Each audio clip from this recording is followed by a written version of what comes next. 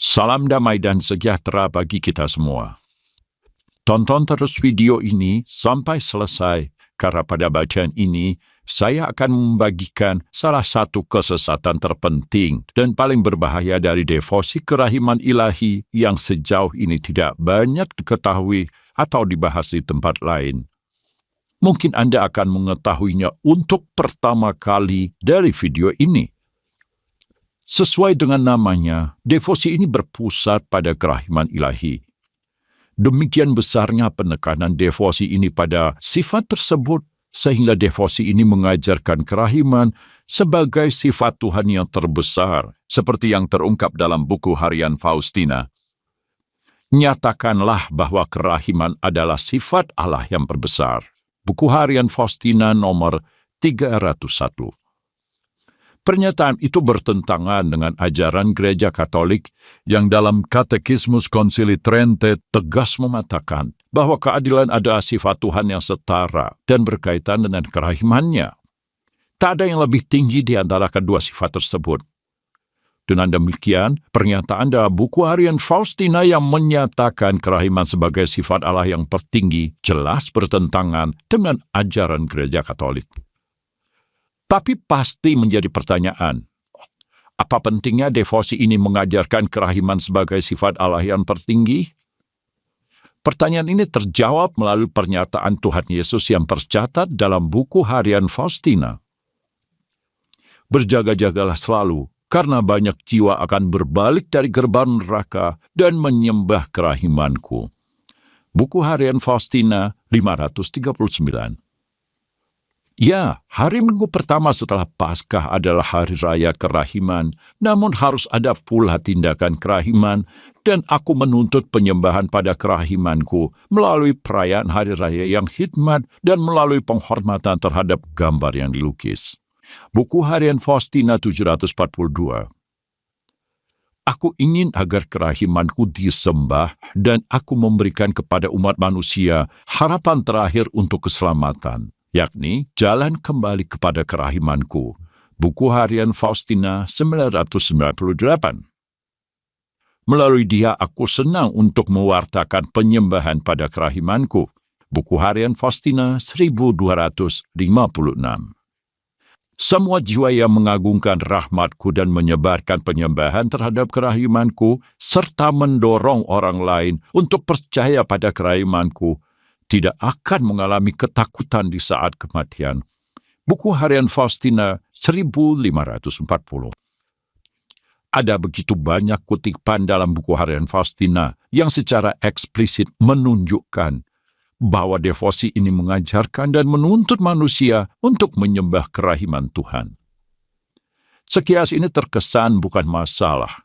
Bahkan pada kenyataannya banyak orang Katolik, termasuk para klerusnya, yang melihat tuntutan tersebut sebagai hal yang biasa, wajar dan tidak perlu dipersoalkan atau dibahas. Padahal ini adalah penyesatan yang sangat berbahaya. Inilah yang diajarkan Tuhan kita melalui Injil. Enyahlah iblis, sebab ada tertulis, engkau harus menyembah Tuhan, Allahmu, dan hanya kepada Dia sajalah engkau berbakti. Matius bab 4 ayat 10. Tuhan Yesus dengan tegas mengajarkan kita hanya boleh menyembah Allah saja, bukan yang lain. Termasuk kita tentunya dilarang untuk menyembah kerahiman Tuhan yang hanyalah salah satu dari aspek atau sifat Tuhan. Penting untuk diperhatikan bahwa dalam seluruh sejarah gereja, penyembahan sejati selalu diarahkan kepada pribadi Allah Tritunggal, Bapa, Putra, dan Roh Kudus. Kita menyembah pribadi Tuhan bukan sekadar salah satu aspek atau sifat dari Tuhan. Meskipun kita bersyukur atas kerahimannya, kita tidak diajarkan untuk secara liturgis atau devosional menyembah kerahiman itu sendiri. Apalagi menjadikannya sebagai pusat penyembahan yang terpisah. Catat ini baik-baik. Gereja Katolik mengajarkan kita hanya menyembah pribadi Tuhan saja, yaitu Allah Tritunggal, Bapa, Putra, dan Roh Kudus dengan segala sifatnya. Gereja Katolik tidak pernah mengajarkan kita untuk menyembah salah satu sifat Tuhan. Dengan demikian, tuntutan untuk menyembah kerahiman Tuhan seperti yang diajarkan dalam devosi kerahiman ilahi jelas bertentangan dengan ajaran gereja.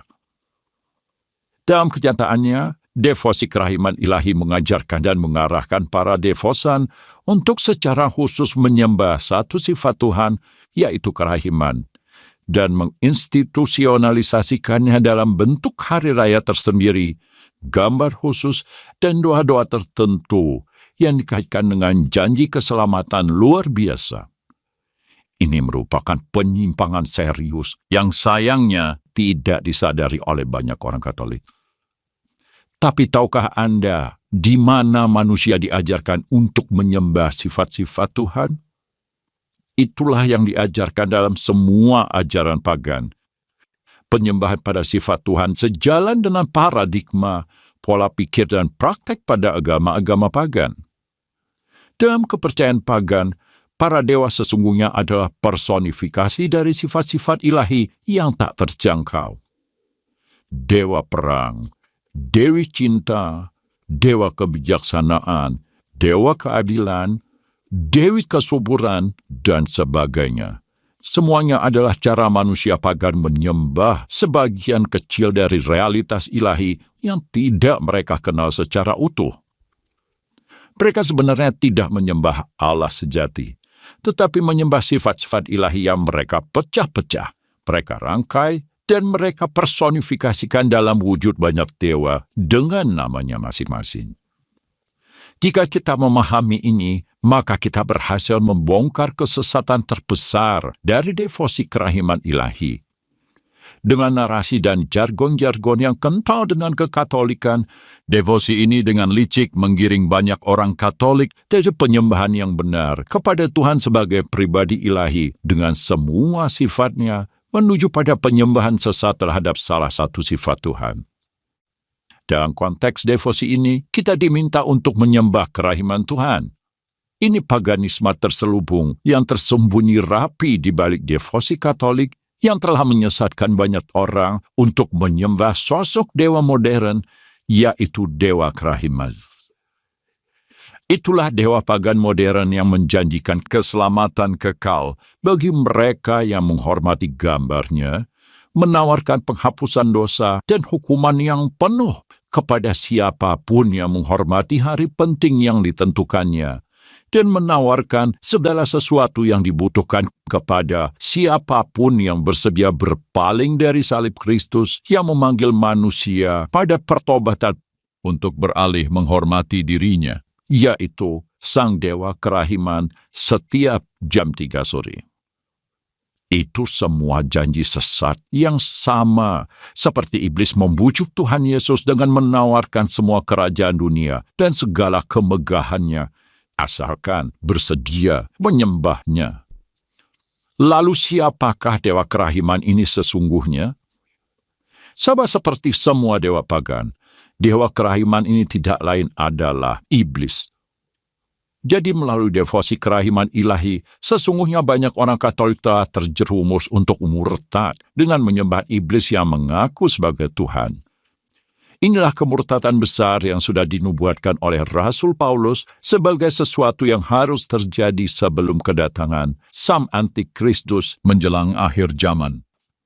Janganlah kamu memberi dirimu disesatkan orang dengan cara yang bagaimanapun juga. Sebab sebelum hari itu, haruslah datang dahulu murtad dan haruslah dinyatakan dahulu manusia durhaka yang harus binasa. 2 Tesalonika bab 2 ayat 3. Banyaknya orang Katolik yang terjerat devosi sesat ini, mulai dari umat awam hingga para uskup dan bahkan paus, menunjukkan bahwa kemurtadan besar yang sudah dinubuatkan Rasul Paulus sedang tergenapi secara masif di zaman kita. Itu semua berkat peran Suster Faustina, Paus Yohanes Paulus II, dan semua orang yang dengan penuh semangat menyebarkan devosi ini di dalam gereja Katolik. Sekarang kita tahu betapa berbahayanya devosi kerahiman ilahi yang menjadi sarana ciptaan iblis bagi penggenapan membuat terjadinya kemurtatan besar di dalam gereja Katolik. Devosi ini telah mengarahkan banyak orang Katolik untuk murtad dengan menyembah iblis, sang bapa segala dusta. 2000 tahun lalu iblis gagal membujuk Tuhan Yesus untuk menyembahnya. Tapi kini melalui devosi kerahiman ilahi, dia berhasil menjumuskan banyak orang Katolik pengikut Yesus untuk menyembahnya demi janji-janji manis yang menyesatkan. Maka demi keselamatan jiwa kita, jauhi devosi kerahiman ilahi yang sesat ini, dan jangan biarkan orang-orang yang kita kasihi terjebak di dalamnya. Terima kasih atas perhatian Anda. Viva Christus.